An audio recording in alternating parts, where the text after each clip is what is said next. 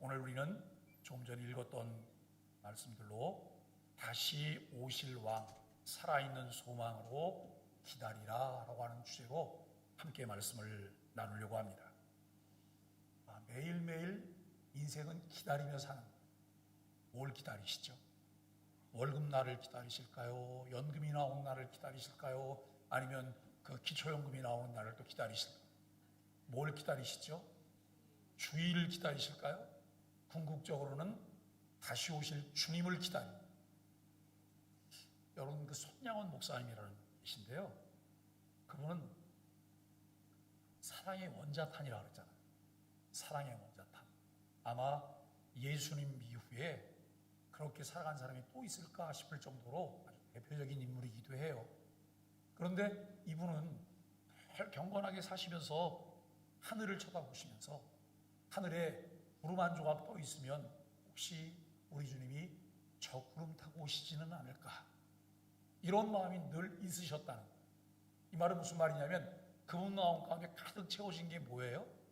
주님의 재림, 다시 오심을 기다리는 마음이 그에게 있었다라고 하는 것을 알게 됩니다.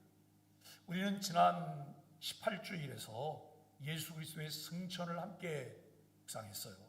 승천을 묵상하면서 예수님은 부활하신 후에 하늘로 올라가셨다. 지금도 하나님 어디서요? 하나님 우편에서 우리를 위해서 뭘 하시며? 중보하시며 만왕의 왕으로 다스리고 계신다는 거예요. 여러분, 예수님이 지금도 살아계심을 믿으시죠? 그분이 어디 계세요? 하나님 보좌 우편에 계세요. 우리를 위해 중보하고 계시고 그분은 만왕의 왕으로 통치하고 계신다라고 하는 것입니다. 그러나 승천은 끝이 아니에요. 승천은 끝이 아니고 제자들이 하늘을 바라보고 있을 때 천사들이 이렇게 말을 했어요.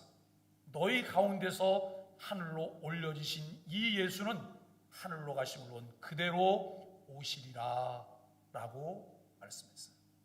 예수님께서 하늘로 올라가실 때 언제 예수님이 안 보이셨어요?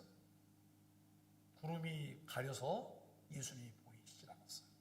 그래서 예수님이 다시 오실 때 우리는 이렇게 생각하잖아요. 예수님이 구름 타고 다시 오실 거야.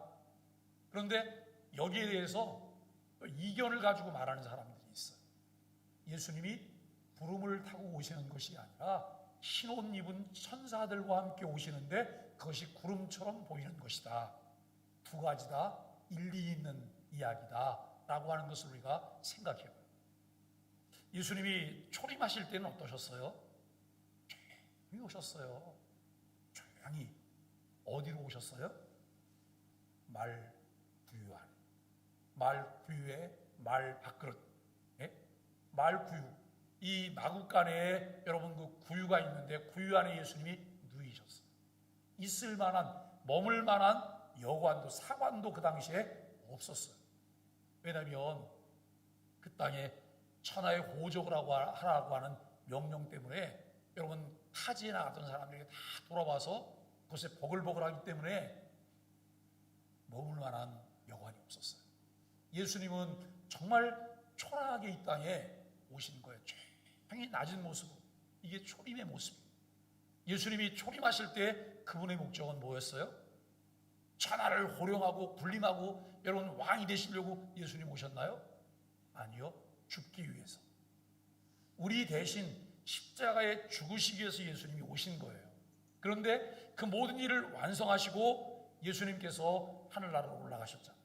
사역 보고하세요. 구속사역이 이렇게 이루어졌습니다라고 보고하고, 그리고 승인을 받으시고 보혜사 성령님을 보내시고 예수님은 하나님 보좌의 우편에 앉으실 뿐만 아니라 여전히 우리에서 중보 기도하시고, 그리고 그곳에서 만왕의 왕으로 다스리고 계신 거예요. 그리고 다시 오실 거예요. 예수님이 두 번째 이 세상에 오실 때 그때 광경은 어떨까요? 조용히 밤에 도둑처럼 오실까요? 밤에 도둑처럼 조용히 오시지 않아요. 천사장의 나팔 소리와 호령과 천사들, 천군 천사와 함께 이 땅에 오시는 거예요. 예? 구속주로 오시는 것이 아니라 무슨 주로 오세요? 심판의 주로 이 땅에 오시는 거예요. 심판의 주. 이 첫 번째 오심과 두 번째 오심의 광경을 한번 비교해 보세요. 어떤 차이가 있나요? 우리는 이 첫 번째와 두 번째 사이를 살아가고 있어요. 그래서 첫 번째를 말할 때는 이미라는 말을 써요. 이미. 뭐가 이미예요? 하나님의 나라가 이미 이 땅에 왔다는 거예요. 하나님의 나라가 시작이 됐다는 거예요. 그런데 여러분, 두 번째 오시는 것을 보면서 아직이라는 거예요. 뭐가 아직이에요? 이미 하나님의 나라가 이 땅에 왔고 시작이 되었지만 아직 그 나라가 완성되지는 않았다는 거예요. 그런데 예수님 재림하심을 통해서 하나님의 나라가 완성이 되는 거죠. 이 그림을 우리가 갖게 되는 거예요. 그래서 너희 가운데서 하늘로 올려지신 예수는 하늘로 가심을 본 그대로 다시 오실 것이다 라고 말합니다. 기독교 신앙은 단지 예수님이 오셨다는 믿음이 아니라 다 예수님이 다시 오신다고 하는 소망 위에 서는 거예요. 예수님 오셨음을 믿는 거예요. 예수님이 오셨고 예수님이 어떤 일을 하셨고 그분이 나와 무슨 관계가 있는 분이 되셨는지를 내가 믿는 거예요. 그리고 그 예수님이 다시 오실 것이라고 하는 이 소망 때문에 매일매일 우리가 기쁨으로 살아가는 거예요. 나이 드시는 게 슬프시다고요? 나이 들어서 힘 빠지고 할 수 있는 게 별로 없어갖고 마음이 좀 우울하시다고요? 이 땅에 내가 소망 둘 게 뭐예요? 소망 둘 게 없어요. 주께 소망을 두셔야 돼요. 주께. 그런데 주께 소망을 뒀는지 주께 소망을 안 뒀는지는 평상시 그분의 삶을 보면 답이 딱 나오는 거예요. 견적이 나와요. 주께 소망을 두지 않은 분들은 늘 다른 일에 분주해요. 다른 일에 분주하고 더 가치 있는 일을 버려. 더 가치 있는 일을 소홀하게 여기는 거예요. 우리가 매일매일 삶 가운데 내 안의 소망이 어떠한지를 드러내는 거예요. 그 소망이 나를 어떻게 견인해 가는지를 우리가 매일매일 삶 가운데 보셔야 되는 거죠. 여기서 우리는 질문해야 돼요. 나는 무엇을 기다리며 살아가고 있는가? 라고 하는 거예요. 무엇을 기다리며 살아가고 있는가? 세상의 안정인가? 성공인가? 은퇴인가? 아니면 다시 오실 주님인가? 다시 오실 주님이잖아요. 얼마 전에 페이스북에 우리가 요 책 전에 독서 모임에 있던 그 시편 139편을 쓰신 조영민 목사님 교회 교인 자녀 중에 아이가 아주 위급한 상황이었어요. 그래서 그 아이를 위해서 온 교회가 열심히 기도했어요. 저도 함께 기도했어요. 그런데 2년 몇 개월 만에 이 땅에서의 소풍을 마치고 하나님의 나라로 갔어요. 하나님의 나라. 많은 사람들이 그 아이의 짧은 생애를 보면서 충격도 받았고 마음도 아팠어요. 그런데 그 아이의 죽음을 보면서 많은 사람들이 또 다른 깨달음도 많이 있었어요. 우리가 여러분 연세가 많으신 분이 돌아가셨어. 그러면 뭐라고 얘기를 해요? 가실 때가 됐잖아. 가실 때가 됐잖아. 그런데 이제 3살밖에 안 된 아이가 갔어요. 그때 마음들이 어때요? 그런데 우리 개혁주의 신앙을 가진 사람들은 그 부분도 어떻게 의연하게 받아들일 수 있어요. 왜요? 생명의 주인이 누구세요? 하나님이세요. 죽고 사는 문제가 누구에게 달렸어요? 하나님께 달렸어요. 그 생명 부르신 이가 하나님이심을 우리는 믿는 거예요. 그렇기 때문에 죽음이라고 하는 것을 대할 때 기독교인은 불신자와는 자세가 다릅니다. 그렇다고 해서 여러분 그렇게 이제 가갖고 껄껄 웃으면서 잘 됐다고 이렇게 말하는 것은 정서상 또 맞질 않아요. 어떻게 저 신하가 할까, 무엇을 말할까, 이 부분들을 우리가 생각해야 되는 것이죠. 우리가 여러분 더 깊이 질문해 본다면, 만약 오늘 주님이 오신다면 나는 그 만남을 기쁨으로 기다릴 수 있을까? 그 만남을 기쁨으로 맞이할 수 있을까? 미련 없이 만날 수 있을까? 라고 하는 거예요. 여러분 무엇에 소망을 두시며 사시고 계세요? 내가 다른 것에 더 소망을 두고 살면 주님 지금 오시는 게 반갑지가 않아요. 왜요? 하나님, 이거 지금 잔뜩 벌어졌는데요. 이거 내가 아직 열매도 안 따먹었는데 이제 열매 따먹기 시작하는 거예요. 벌써 오시면 어떡해요? 이런 말을 하게 돼요. 세상의 모든 것들을 우리가 정말 열심히 살아가요. 최선을 다해서 살아가요. 그러나 최고의 가치는 주님에게 있다는 사실을 믿는다면 주님이 나를 부르실 때에 미련 없이 놓으실 수 있어요. 어머니와 어제 통화를 했어요. 어제는 저희가 생기도 막 넘치시고 그러세요. 건강하게 잘 지내세요 그랬더니 뭐라고 말씀하시냐면 지금 막 밥 먹고 들어오는 거예요. 권사님들이 밥 먹자 그래서 나가서 밥 먹고 들어오는 거예요. 94세 된 권사님, 그 다음에 80 몇 세 된 권사님 이렇게 만나서 식사하시고 아주 너무 잘 지내다가 밥 먹고 차 마시고 신나고 집에 들어오셨어요. 늘 이제 어머니하고 이야기를 하다 보면 우리 어머니가 이렇게 말씀하시거든요. 열심히 기도하다가 집에 와서 조용히 하나님 나라 가게 해달라. 네? 병치레하지 않고 다른 사람 귀찮게 하지 않고 그리고 내가 고통스럽지 않고 그렇게 하나님 나 부르시면 좋겠다. 그래서 우리 어머니는 그렇게 될 거라고 믿어요. 우리 어머니는 60살부터 빨리 하나님 나를 데려갔으면 좋겠다고 말씀하셨는데 지금 90이 넘으셨잖아요. 그래서 제가 어저께 그랬어요. 몰라요. 100살 더 살지도 몰라요. 그랬더니 우리 어머니가 100살까지 더 살면 어떡하니?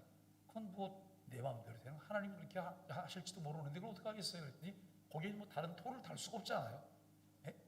그런데 주님께서 부르시면 나는 기쁨으로 주님께 나갈 수 있냐는 어떻게 내가 지금 주님이 오신다 그래 주님 맞으러 나가려면 나를 이렇게 붙잡는 본드가 있어요? 찰구머리처럼 나를 붙들고 있는 미련이 남는 게 혹시 있을까요? 여러분 모든 미련을 내려놓고 주님께로 가서 주님을 맞이할 수 있어야 되잖아요.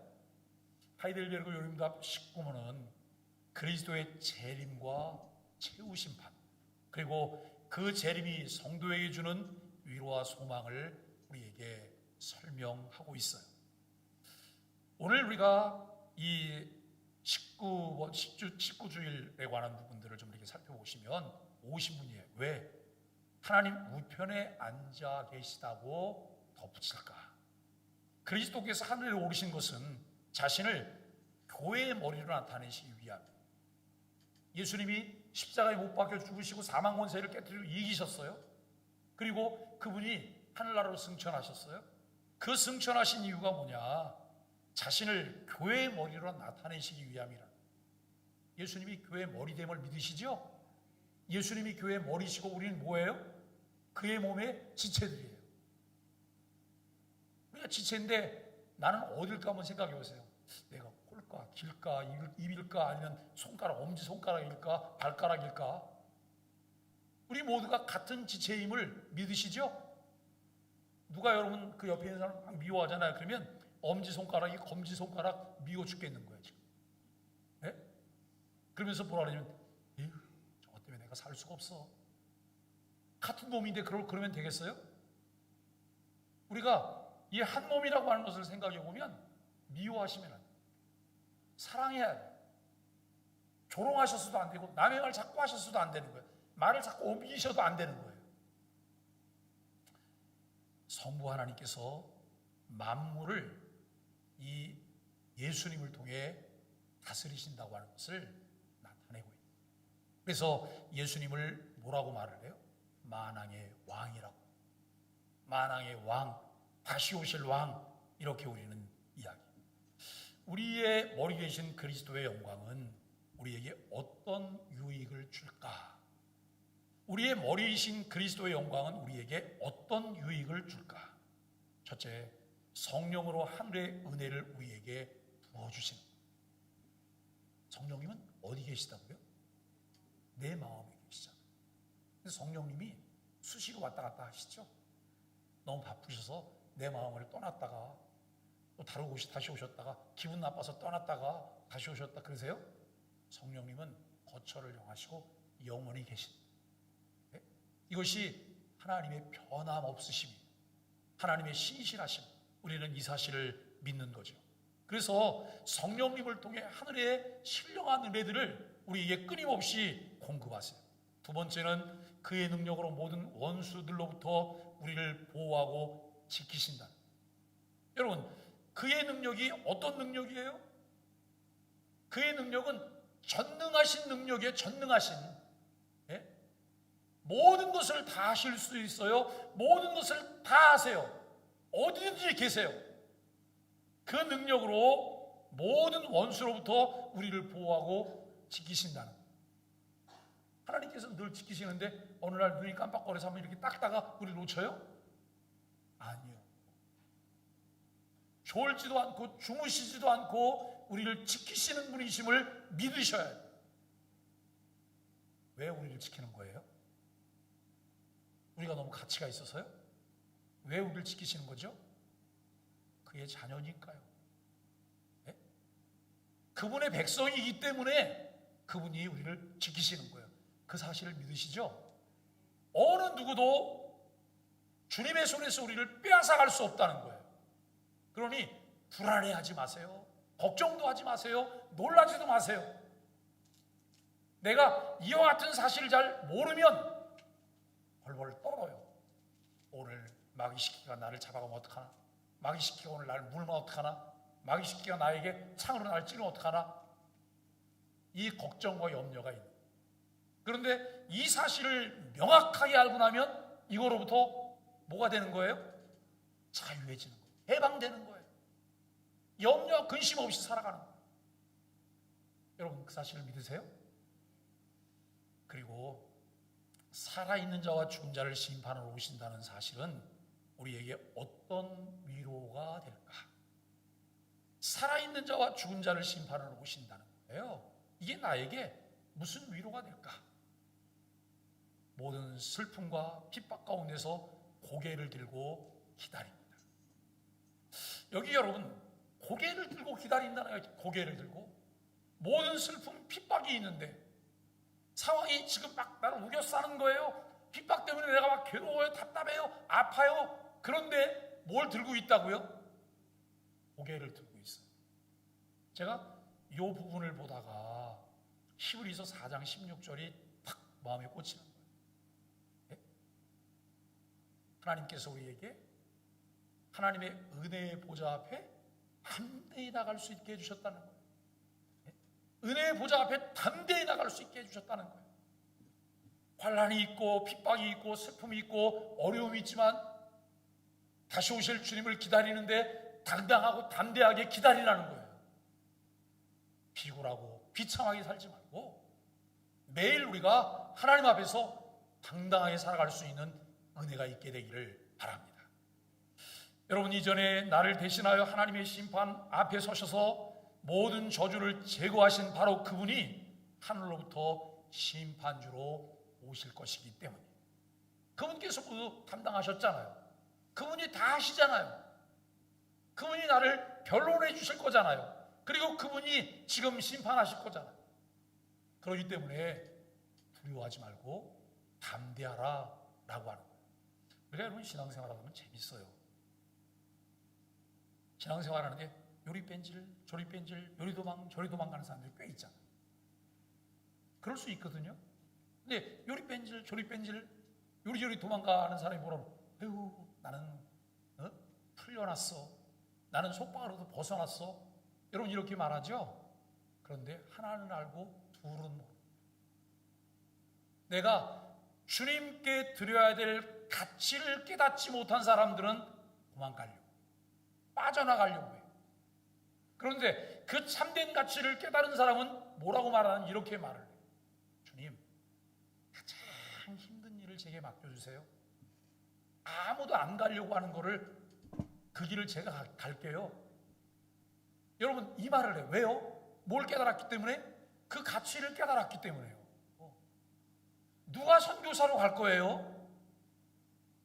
누가 여러분 교회에서 교회를 세울 거예요? 누가 여러분 개척교회에서 봉사하면서 교회를 세울 거예요? 대부분 많은 사람들이 편안하게 신앙생활하고 하기를 원하지만 지금도 하나님의 나라를 세우려고 애를 쓰는 사람들이 있어요. 여러분들이 기도해 주실 일이 있어요. 제가 우리 교회 와서 선교지를 안 갔어요. 못 갔어요. 왜냐하면 2017년도에 오고 2018년도에 5월달인가 아마 그럴 거예요. 라오스 선교를 가려고 일정 다 잡고, 그리고 여러분 그 일정 제가 짰어요. 그리고 출발했어요. 주일날 오후 예배 이제 끝나고 나서 출발했는데 가는데 전화가 드리링 왔어요. 제가 교장일 때 교감으로 있던 우리 신재영 목사님이 오늘을 못 넘길 것 같다는 거예요. 나이 60인데 못 넘길 것 같다는 거예요. 이 말은 무슨 말이에요? 목사님이 여기 좀 와 계셔야 될 것 같다는 거예요. 지금 저 공항 가고 있잖아요. 그래서 돌아섰어요. 그리고 가는 팀들에게 전화했어요. 이래저래 해서 내가 합류를 못할 것 같다. 잘 다녀오시라고. 이미 저는 비용 지불을 다 했잖아요. 이건 환불도 받을 수가 없는 거예요. 비용적으로는 꽤 많은 손해를 제가 봐야 돼요. 그럼 우리가 돌아섰어요. 그리고 나서 이제 장례도 치르고 또 2020년도에 코타키나발루 선교지에 거기 선교회 개소식이 있다 그래서 거기를 가기로 이제 하고 다 티켓팅 해놨어요. 그런데 갑자기 코로나 때문에 갈 수가 없게 된 거예요. 근데 저는 개인적으로 제가 티켓팅을 했는데 이거 환불을 받을 수가 없어요. 환불을 받을 수가 없는데 그 팀에게 그 이야기를 해서는 안 되잖아요. 굉장히 미안해할 것 같으니까. 그리고는 그 다음에 선교지 가는 거는 열중시켰어요. 그러다가 금년 9월 달에 선교지를 가려고 해요. 우즈베키스탄하고 러시아를 갈 거예요. 근데 제가 가는 지역이 어디냐면 우크라이나 바로 옆에까지 갈 거예요. 네? 러시아 소치도 가고 그 지역까지 가고, 그리고 일정이 조금 더 길어지면 조지아나 알바니아까지 이렇게 가게 되는 일정일 거예요. 이 일을 해서 기도해 주세요. 일정이 좀 만만치 않게 이렇게 많이 잡히고 있는데 저는 무리하게는 하지 않아요. 왜냐하면 여기서 우즈베키스탄까지 가는데 비행기 7시간, 8시간 가야 되거든요. 근데 우즈베키스탄에서 러시아까지 비행기 타고 갈 때 그 거리가 또 만만치 않아. 한 6시간 정도쯤 비행기를 타야 될 거예요. 그러면 거기서 이제 또 지나서 조지아나 알바니아까지 갔다가 우즈베키스탄으로 돌아서 이렇게 들어와야 될 것인지, 아니면 유럽에서 그냥 아웃할 건지, 그건 이제 일정을 짜게 달려 있는데, 제가 들었던 이야기 중에 이런 이야기가 있어요. 우즈베키스탄 사람에 우즈베키스탄 말을 하는 사람들에게 하나님 말씀이 가르쳐졌으면 좋겠어요 라고 하는 거예요. 전 깜짝 놀랐어요. 우즈베키스탄 말이요? 여러분, 우즈베키스탄 사람들이 무슨 말을 써요? 러시아어 쓰거든요. 러시아가 공용어예요. 그런데 우즈베키스탄 원주민들이 있다는 거예요. 원주민들. 네? 그래서 제가 우즈베키스탄 원주민? 그래서 뭐다 확인해 봤냐면 순으로 노래를 만들어서 요즘 계속 지금 한글 노래 만들고 그 다음에 러시아 노래 좀 만들어서 똑같이 지금 다 보내고 있거든요. 그러다가 그걸 우즈베키스탄 버전으로 좀 바꿔봤어요. 있더라고요. 네? 그러면 거기는 가면 아마 삼중 통역을 해야 될 거예요. 삼중 통역. 제가 선교지 가서 통역 설교하는 걸 되게 좋아해요. 왜냐하면 지금 이렇게 설교하는 것보다 훨씬 편해요. 한 문장 하고 그 다음에 좀 생각하고 딱 하고 난 뭐 통역은 어떻게 잘하는지 잘못하는지 잘 모르겠지만 하고 난 다음에 그 다음에 또 설교하고, 그러니까 설교도 보통 이제 제가 1시간 설교한다 그러면 제가 설교하는 거는 20분이나 길면 30분 정도 하는 거예요. 이 일을 기도해 주세요. 저는 늘 선교 운동가로 살기를 원하는 사람이고 그렇게 살아왔어요. 하나님께서 은혜를 주심으로 우리가 여러분 정말 하나님께서 우리에게 예수 그리스도를 다시 보내실 때 모든 원수들은 영원한 형벌 가운데 던지시고 나와 그의 택한 백성들은 하늘의 기쁨과 영광 가운데로 영접하실 거라는 거예요. 왜 기독교인은 원수들을 향해서 막 심한 말이나 조롱하거나 정죄하거나 이런 말도 참을까요? 왜 참지요? 마지막 이 날이 있기 때문에, 이 날이 있기 때문에 주께서 하실 것이기 때문에 우리가 참는 거예요. 왜요? 그거 하다가 누가 다쳐요? 내가 다치고 내 마음이 강팍해지고 내 마음이 피폐해져요. 내 안에 쓴뿌리들이 생기는 거예요. 주께 맡기고 기다려. 그 마음고생이 이런 말로 표현할 수 없지만 그걸 견뎌내는 거예요. 소망과 하나님의 은혜 가운데. 그리고 여러분, 하나님께서 마지막 날 택한 자들을 하늘의 기쁨과 영광 가운데로 영접하실 것이라. 이게 얼마나 큰 은혜예요. 네? 얼마나 큰 은혜입니까? 하나님 우편에 앉으신 그리스도를 함께 살펴보시죠. 성경에서 하나님 우편은 단순히 장소 개념이 아니에요. 우편 오른쪽에 있는 이 장소 개념이 아니라는 거예요. 권세와 통치의 자리를 의미하고 있어요. 그분이 가지신 최고의 권세, 그분이 가지신 여러분 통치권, 이 부분을 말하고 있어요. 예수님은 지금 하나님 우편에서 교회의 머리로 다스리고 계심을 믿으셔야 해요. 우리가 이런 믿음을 가지고 하나님께 기도하면서 우리도 헌신해요. 좀 교회가 점점 더 어려워지잖아. 교회 상황들이 나빠지는 것 같아. 네? 이런 걸 하면서 그냥 걱정만 해. 걱정만 하는 게 아니고 여러분, 주어진 상황 가운데 최선을 다하면서 하나님께 기도할 뿐만 아니라 주께서 일을 이루실 것을 믿으면서 가셔요. 주께서 이루실 일을 믿으면서 가시는 거예요. 네? 신실한 일꾼들이 생길 것이고 신실한 일꾼들을 붙여주실 것이고 신실한 일꾼들과 함께 교회가 선한 영향력을 끼치며 교회에게 주어진 사명을 잘 감당해낼 거예요. 하나님이 우리 소망의 교회를 왜 세우셨을까? 우리 소망의 교회 하나님이 기대하시는 바가 뭘까? 여기에 우리가 초점을 맞춰야 되잖아요. 네? 여기에 초점을 맞추고 이 일을 함께 기도하셔야 되는 거죠. 에베소 1장은 이렇게 말을 해요. 또 만물을 그의 발 아래 복종하게 하시고 그를 만물 위에 교회의 머리로 세우셨느니라 라고 말해요. 만물을 그의 발 아래 다 복종하게 하는 거예요. 통치 아래 두셨다는 거예요. 통치 아래. 우리 다음 주일 아침에 설교하고 말씀을 나누게 될 여러분, 이제 그 창세기 7장을 보면 드디어 방주가 만들어지고 여러분, 방주에 이 짐승들이 들어오잖아요. 동물들이.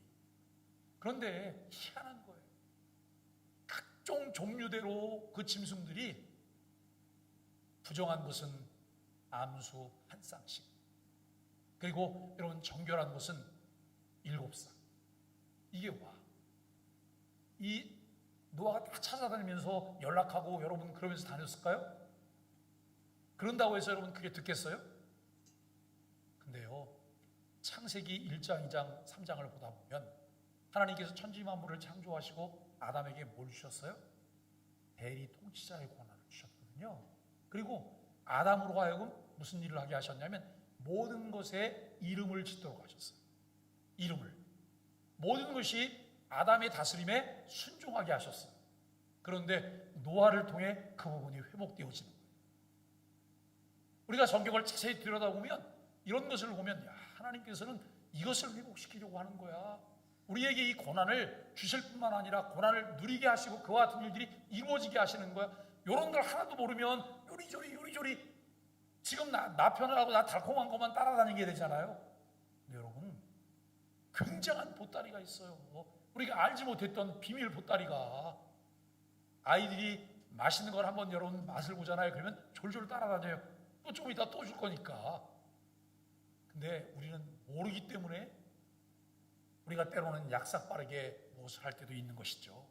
여러분, 세상은 혼란스러워 보입니다. 전쟁과 불안, 질병과 두려움, 혼란스러운 가치관과 무너지는 질서 속에서 사람들은 묻습니다. 정말 하나님이 다스리고 계신가? 정말 하나님이 다스리고 계신가? 라고 하는 거예요. 그러나 요리문답은 분명하게 우리에게 말합니다. 지금도 그리스도께서 통치하고 계십니다. 여러분, 그 사실을 믿으십니까? 그냥 믿는 게 아니고 이 사실을 명확하게 알고 우리가 믿는 거 필요. 그분이 다스리시는 거예요. 하나님은 지금도 살아서 우리 가운데 섭리하세요. 세밀하게 섭리하세요. 정말 지금까지 죽는 줄 알았어. 네? 내가 혼자 자식들을 키우느라 얼마나 고생했는 줄 알아? 여러분, 이거 누가 다 알고 계세요? 하나님이 알고 계세요. 그러면서 우리가 뭐라고 말해요? 하나님의 은혜가 아니면 이게 가당키나 해? 우리 어머니가 일찍 혼자 되셨잖아요. 네? 1975년도에 우리 아버지가 돌아가셨으니 얼마나 일찍 혼자 되신 거예요? 그리고 나서 5남매를 키웠어요. 근데 우리 어머니가 늘 그런 얘기, 하나님의 은혜가 아니면, 하나님의 은혜. 근데 어느 날 이것과는 전혀 다른 것 같은 엉뚱한 이야기를 또 던지셔요. 이게 뭐냐면, 아들 정말 미안해. 뭐가요? 해준 게 아무것도 없어서. 해준 게 아무것도 없어서.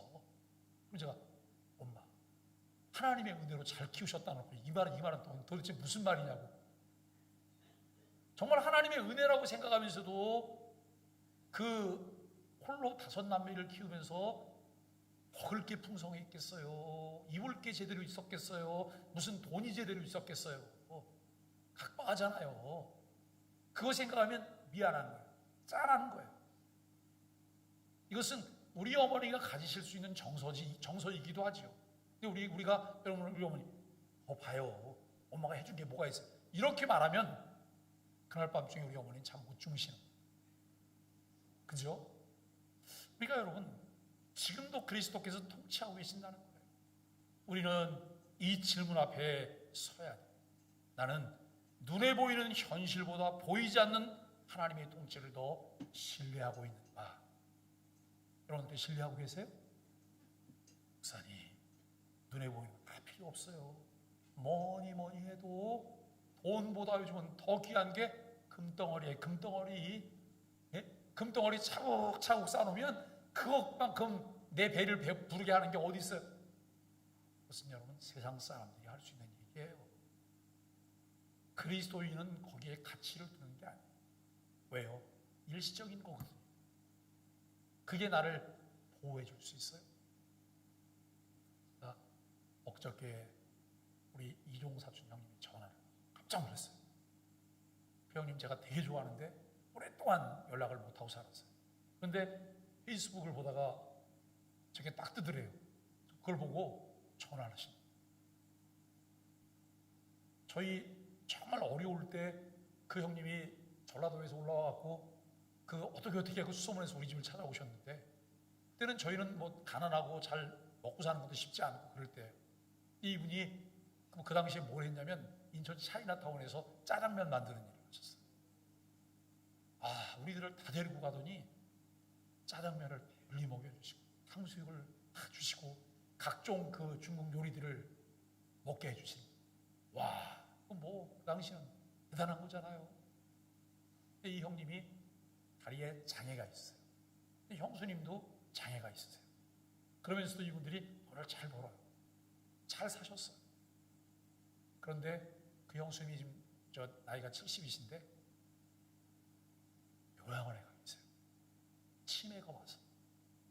처음에는 이쁜 치매가 왔다가 이제는 너무 좀 치매가 심해서, 그런데 요양원에 아내를 보내놓고 이 형님은 요즘 우울증과 조울증에 시달리고 있어요. 그래서 내가 이번 주간에는 만사를 제껴놓고 거기 한번 가서 만나야 되겠어. 어머니한테 어저께 통화하면서 엄마 같이 좀 만나러 가죠. 네? 그랬더니 그러자고. 여러분, 그분들이 살아있을 때 무슨 요양원 들어가기 전에 형수님 뭐라는 말이냐면 돈 많이 벌어서 잘 살게 돼갖고. 근데 여러분, 잘 살게 되면 뭐하고 돈 많이 벌어놓으면 뭐해요? 요양원에서 뭐 하면서 사실 건데요? 네? 우리가 무엇에 소망을 둘까? 하나님의 통치를 더 신뢰하며 살고 있느냐라고 하는 거예요. 지금도 우리를 지키시는 왕이십니다. 요리문답은 말합니다. 그리스도께서 성령으로 하늘의 은혜를 우리에게 부어주신다. 즉 예수님은 멀리 계신 왕이 아니에요. 예수님이 하나님 보좌 우편에 계실 뿐만 아니라 예수님께서 다른 보혜사를 우리에게 보내주셔서 성령님이 우리 안에 계시면서 우리를 다스리세요. 우리를 통치하세요. 우리 가운데 역사하고 계세요. 여러분 그 사실을 믿으세요? 멀리 계신 분으로 생각하면 안 되는 거예요. 늘 친근하게 내가 얼굴과 얼굴을 마주보면서 여러분 교제할 수 있는 친밀한 교제가 이루어지시는 그런 왕이심을 믿으셔요. 또한 그런 모든 원수들로부터 우리를 지키세요. 여기서 말하는 원수는 단지 사람만이 아니에요. 죄의 유혹, 사탄의 공격, 낙심과 절망, 세상의 거짓된 가치들.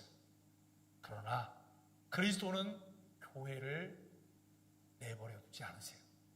교회를 방치하지 않으세요. 여러분 우리가 뭐예요? 내가 교회예요. 내가 교회입니다. 나를 방치하지 않으세요. 그래서 늘 성령이 스승이 되실 뿐만 아니라 교회의 지도를 통해서 내가 바른 길에서 이탈되지 않도록 우리를 점검하는 일이 필요해요. 요한복음 10장에서 예수님은 말씀하십니다. 아무도 그들을 내 손에서 빼앗을 수 없느니라. 이 사실을 믿으십니까? 어느 누구도 나를 그리스도의 손에서 빼앗을 수 없다는 거예요. 죽음도 위험도 칼도 빼앗을 수 없다는 거예요. 내 몸을 죽일 수는 있지만 무엇을 멸할 수는 없어요? 영혼을 멸하게 할 수는 없다는 거예요. 여기서 우리는 또 질문하게 됩니다. 나는 누구의 손 안에 있다고 믿으며 살고 있는가? 누구의 손 안에 있다고 여러분 믿고 살으세요? 주님의 손 안에 우리가 있음을 믿으세요? 그분께서 나를 붙잡고 계시는, 내가 환경의 손이 아니고 세상의 손이 아니고 그리스도의 손 안에 있음을 믿고 사는 일이 우리에게 필요해요. 재림은 성도들에게 왜 위로가 될까? 많은 사람들은 심판이라는 말을 두려워해요. 그러나 요리문답은 놀랍게도 말합니다. 재림은 성도에게 위로라는 거예요. 자, 예수님 다시 오세요. 다시 오실 때 우리에게 심판이라는 개념이 커요? 재림이라고 하는 개념이 커요? 재림이요, 재림. 그래서 우리가 여러분 이 재림을 기다리다가 예수님이 재림하신다 그러면 우리는 뭐라고 외치는 거예요?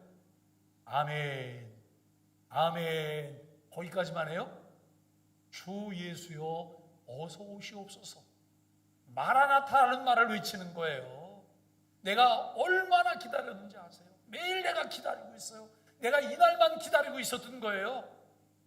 그런데 심판이라고 하는 이 낱말이 훨씬 더 크게 와닿는 사람들은 주님 재림하신다고 하면 뭐라고 외쳐요? 아이야, 나를 좀 숨겨줘라. 살아 나를 좀 가려다오. 그리고 주님 조금 더 있다 오시라. 예수님 좀 더 있다 오시라. 이렇게 말하게 되는 거예요. 우리는 어떠실까요? 여러분, 예수님이 다시 오실 그 심판주이신데 이미 나는 심판 문제를 해결했어요. 어떻게 해요? 예수님께서 나를 위해 그 죄가를 지불하셨잖아요. 예수님이 지불하셨기 때문에 사탄은 늘 속삭여요. 너 기억해? 몇 년, 몇 월, 며칠 그때 거기서 너 했던 거 기억해? 나는 다 알고 있어. 네가 이러고도 너 천국 간다 그래? 여러분, 마귀는 계속해서 그 말을 하는 거예요. 그런데 하나님을 아는 바른 지식이 없는 사람은 그 말에 약화가 죽어갖고 고개를 못 드는 거예요. 그런데 하나님을 아는 바른 지식이 있고 하나님과 친밀한 교제를 나누는 사람은 그 말을 듣는 순간 뭐라고 반박해요? 그래, 맞아. 내가 그때 그런 짓을 했어. 그런데 예수님이 나를 위해 그 죄값을 다 지불하셨어. 그래서 나는 그 죄와 아무 상관이 없어. 이렇게 말씀하셔야 되잖아요. 그죠? 우리는 그런 사람들인 거예요. 내가 의인인 거예요, 의인. 주님께서 나를 위해 죽으셨잖아요. 다 죄값을 담당하셨기 때문에 우리에게는 심판이 없어요. 심판과 관련이 없다는 거예요. 이것이 복음의 핵심이에요. 예수님이 첫 번째 오셨을 때 죄인을 대신하여 심판을 받으셨고요. 두 번째 오실 때 구원받은 백성을 완전한 영광으로 인도하기 위해서 오신다는 사실을 믿으셔요. 그래서 성도는 재림을 두려움으로만 기다리지 않아요. 우리에게 늘 두렵고 떨림이 있어요. 이게 경외하는 자들의 자세이기도 해요. 내가 두렵고 떨리는 마음이 있지만 주를 사랑하고 있고 주를 사모하며 기다리는 마음이 우리에게 있어요. 그래서 우리에게 떠나지 않는 것이 무엇일까요? 소망. 여러분 왜 주일 아침에도 예배를 드렸는데 오후에도 또 예배를 드리세요? 내가 한 번 더 예배 드려서 하나님 앞에 공적을 쌓으려고 예배하세요? 그거 아니잖아요. 아침에도 예배를 드렸는데 오후에도 또 예배를 드리는 이유는 우리가 하나님의 말씀을 배울 수 있는 기회를 더 많이 갖기 위함인 거예요.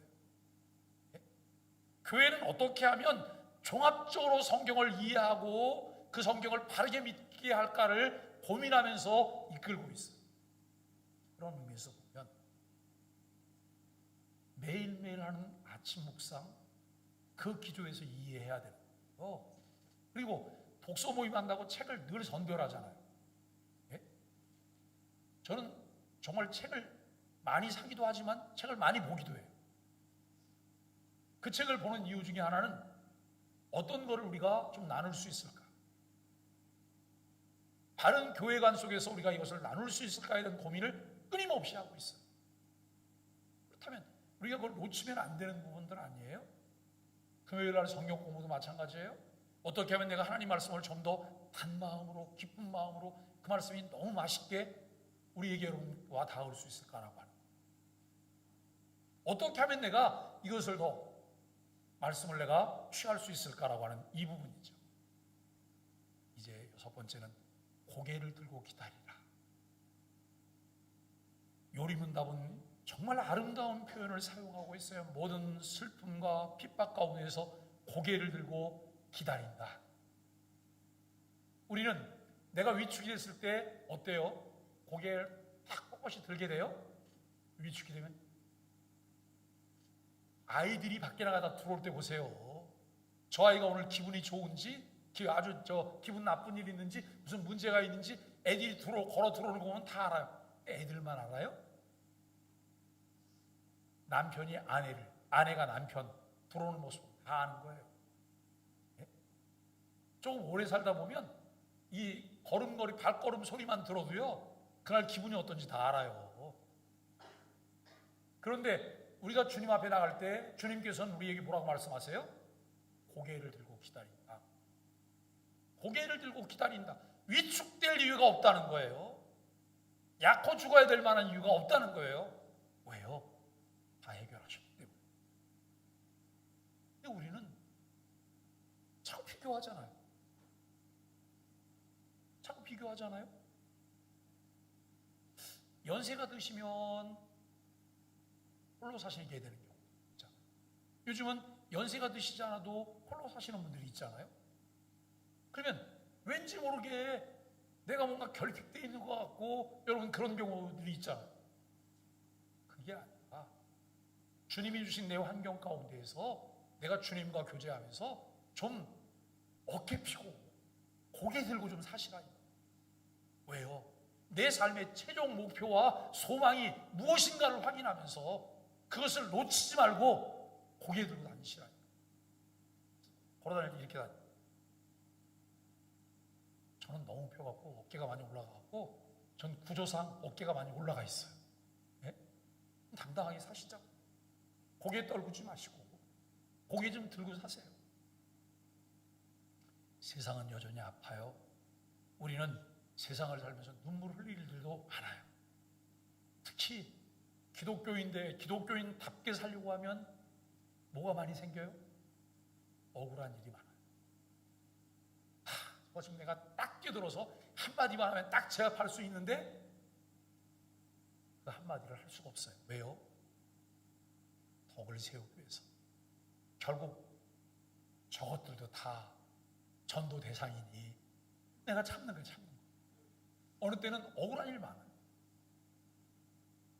여러분, 우리가 세상에서는 그런 일을 당하죠. 또 하나님께 열심히 기도했는데 응답되지 않은 것처럼 느껴질 때도 있어요. 그러나 성도는 절망 속에서도 뭘 하신다고요? 고개 들어. 여러분, 이 모음성가 있잖아요. 그런데 고개 들라는 말은 그리스도인만 한 게 아니니까요. 옛날에 제가 좋아하던 가수가 있어요. 흥민이라고. 네? 고개를 들어요. 그리고 날 봐요. 그 노래를 하더라고요. 고개를 들라는 거예요. 담대하고 당당하게 우리가 고개를 들어요. 왜냐하면 우리는 뭘 알기 때문에요? 마지막 결론을 알기 때문에, 기승전결을 알기 때문에 우리는 고개를 드는 거예요. 예수님은 다시 오십니다. 악은 영원하지 않습니다. 하나님의 나라가 완성됩니다. 여러분 이 사실을 믿습니까? 요한계시록 22장에 주님은 말씀하십니다. 보라, 내가 속히 오리니. 주님 거짓말 좀 그만하세요. 속히 오신다 그러면서 내가 지금 몇 년을 기다리는데 안 오잖아요. 주님이 뭐라고 말씀하세요? 1000년을 하루처럼 나는 기다리고 있다 그래요. 1000년을 하루처럼 기다린다는데 뭐라고 얘기를 해요? 긴 기다림 속에 주님이 기다리시면서 속히 오시겠다라고 말씀하십니다. 이것 때문에 우리가 내 삶을 돌아보는 질문들을 던져보게 되는데요. 나는 정말 다시 오실 주님을 기다리며 살아가고 있는, 다시 오실 주님을 기다리며 살아가고 있는, 우리 어머니가 94세 된 권사님하고 전화통화하고, 우리 이제 고모가 계신데, 고모도 이제 옛날에는 여전사님도 하셨던 건데 요즘은 허리가 많이 구부러져서 땅에 닿을 정도. 그런데도 하루도 새벽기도 안 빠지고 다니는 걸 보면서 그러네. 이게 하나님의 은혜 아니고 뭐냐고 그렇게 말씀하신다는데, 이분들이 무슨 말씀을 하시냐면 이런 말씀들을 하시는 거예요. 주님 다시 오심을 기다려. 주님 다시 오심을 기다리다가 우리가 살아가는데, 우리가 매일 그렇게 기도 생활하고 성경 열심히 보고 성경 이야기 나누고 이것 때문에 우리는 안 걸리는 게 있어. 뭔지 아세요? 치매요. 치매 안 걸리는 거예요. 치매. 소망을 두고 내가 늘 주와 이야기할 때 우리는 치매로부터 자유로워져요. 또 무엇으로부터 자유로워지는지 아세요? 우울증으로부터도 자유로워지는 거예요. 여러분, 우리가 정말 세상을 살면서 이 땅이 전부인 것처럼 살아가는 것은 아닐까요? 나는 슬픔 속에서도 고개를 들고 살아가고 있는가? 나는 마지막 승리를 믿고 오늘을 당당하게 살아가고 있는가? 라고 하는 것이죠. 재림신앙하고 살아가야 합니다. 그래서 우리는 세 가지를 우리가 이번 주에도 함께 실천해야 합니다. 첫째는 오늘을 영혼의 관점으로 살아가십시오. 오늘을 영혼의 관점으로 살아가는 거예요. 눈앞에 있는 현실만 보지 말고 다시 오실 주님을 바라보며 살아가자는 거예요. 이렇게 살아갈 때 참된 가치를 놓치지 않게 돼요. 두 번째, 낙심 가운데에서도 고개를 드십시오. 실망이 돼도 고개를 드십시오. 어떤 사람이 마음에 들지 않아도 여러분 고개를 드시고 사랑스럽게 바라봐 주십시오. 안 되잖아요, 사실은. 그 때문에 싸움해요. 왜 그 꼴도 못 길어졌어? 이 마음이 우리에게 들 수 있어요. 그런데 그 순간에도 우리가 고개를 드시는 거예요. 왜냐하면 하나님의 이야기는 아직 끝나지 않았기 때문에. 그리고 세 번째는 거룩함으로 준비하십시오. 다시 오실 주님 앞에 서게 될 것을 기억하면서 오늘의 삶을 정직하게 사십시오. 제가 오늘 우리 어머니 얘기를 몇 번 하는데 어머니하고 통화하다가 이 말이 딱 마음에 왔어요. 요즘 권사님들하고 꼭 이 이야기를 해요. 이게 오늘 우리에게 마지막일지도 몰라. 90이 넘으신 권사님들끼리 하는 얘기.